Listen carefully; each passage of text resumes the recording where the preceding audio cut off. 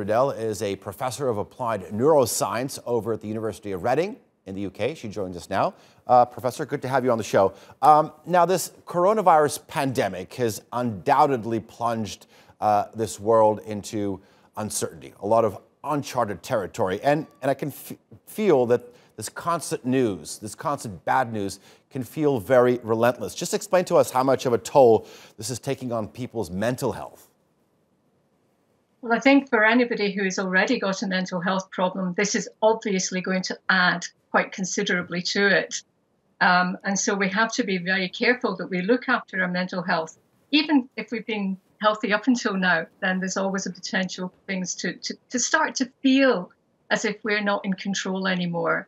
And, you know, that feeling that everything's going wrong can affect us.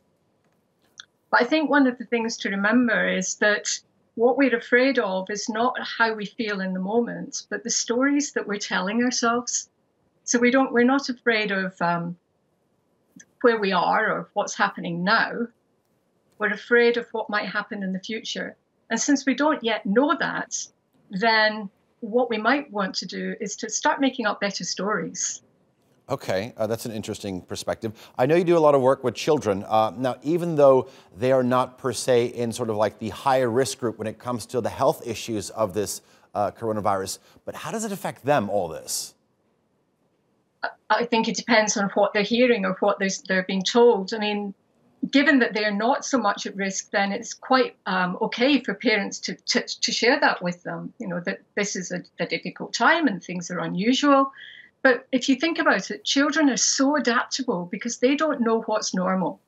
So you can make what's happening now seem like the new normal for them. The fact that they've got parents at home might actually be quite exciting for them, and they might feel that they're getting more attention. And so I think there's ways that parents can help their children to feel better about this by treating it as just, well, here we are, this is another day, and we'll all get through this.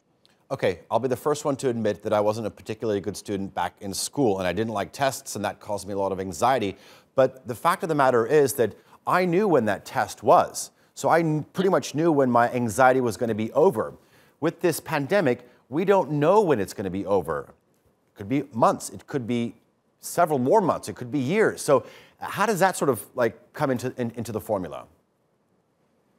Well, again, I think it depends on what you are prepared to accept at the moment. I mean, one of the things that I truly believe is that we are a very, very adaptable species. And that while maybe we don't think that we could cope with this now, I'm fairly convinced that unless things go very, very wrong, we will cope with it. And so I think maybe rather than focusing on the things that might go wrong in the future, it might be better to think about, well, what's happened in emergency situations in the past? How have we dealt with these? And really begin to appreciate the innovation of this species. I mean, we truly are remarkable. Professor Patricia Riddell, thank you very much for joining us. I mean, listening to some of your sort of recommendations, I can't believe I'm saying this, but as a journalist, we should limit the news and be careful what we read. Thank you very much. All right.